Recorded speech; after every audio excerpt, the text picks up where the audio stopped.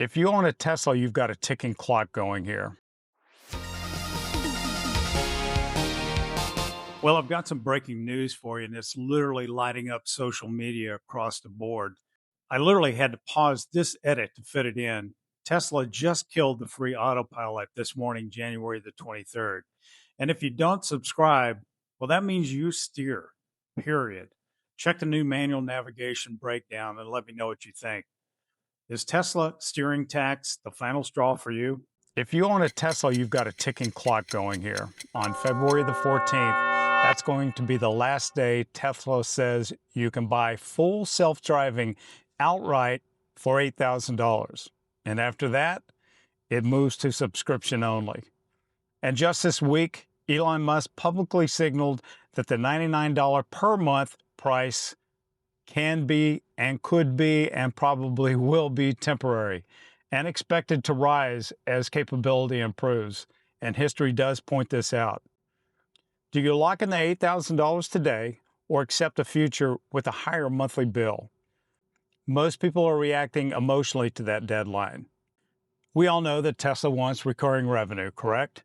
Subscriptions smooth out that cash flow.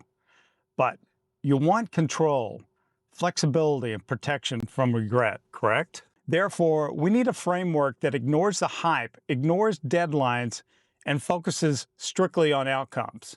That framework is the 5-bucket firewall.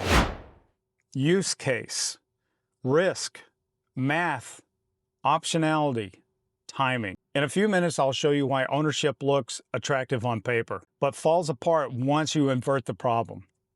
Let's keep in mind that Tesla can rename, repackage, and refigure and regate features anytime they want. But your $8,000, well, guess what? You don't get to renegotiate that. Therefore, this decision isn't just about what full self-driving is today. It's about how much control you'll actually have after you pay. So let's jump right into bucket one, the paycheck. This bucket protects your lifestyle. I'm in my late 60s. I drive 4 to 5 times a week, mostly errands, and I keep it around 120 miles per week. And maybe once a month, every other month, I may take a 300 or 400 mile trip. It just depends on where we're going. We live in Texas, no place is close. On a normal week, full self-driving, no doubt, is a convenience. I'll use it probably about 95% of the time, but on longer trips, to me, it becomes a lot more valuable to have that co-pilot. Now, I've had full self-driving since I've owned this car, which is about 3 months, and I can tell you that it's already kept me from having at least one fender bender, and it would have been my fault. But these are seasonal use cases. Therefore, paying $8,000 for something I meaningfully use a dozen times a year, it doesn't pass the paycheck test for me. The Firewall says, rent seasonal tools, don't buy them. And almost every single seasonal tool you can think of, from snowblowers, boats, RVs, they make more sense rented than owned. And let's take a look at the simplicity of Charlie Munger's rule. Instead of asking, how do I win? You ask, how do I make sure I don't regret this? So let's invert the full self-driving decision. How do I guarantee regret? Just flip it. 1, I buy full self-driving today and total the car next year. Insurance may not reimburse software dollar for dollar. 2, I buy the car today and sell it or trade it in 2 to 3 to 4 years. The $8,000 probably will stay with the car and not with me. All right, let's look at point number 3. Hardware evolves, software certainly evolves. How many updates do I get in a month? At least 3 or 4. Sensors change, the computers actually change. What I paid for becomes less relevant over time. Therefore, when I invert the problem, ownership stops looking like confidence and starts looking a lot like capital risk. Hey, let's take a look at another trap. People assume paying $8,000 increases resale value by $8,000. But buyers discount software. It's tangible, and policies can change. Therefore, full recovery at resale is the exception, certainly not the rule. All right, let's jump into bucket 2, which I call the ballast bucket. That's your stability. If I lose this car tomorrow, Do I lose the money? With the subscription, my downside is capped monthly. My ownership, the risk concentrates immediately.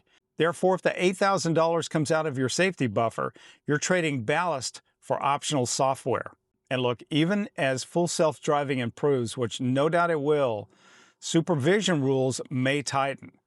But if alerts increase faster than autonomy, you didn't buy any freedom. Therefore, you may end up paying to be monitored. Time for bucket 3. This is the pump, the cash flow bucket. Yep. The headline math says $8,000 divided by $99 is about 6.7 years.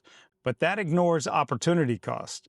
If the $8,000 earns $5,000, it throws it off by $400 a year. That alone pays for 4 months of full self-driving every year. Therefore, my break-even isn't 6 or 7 years.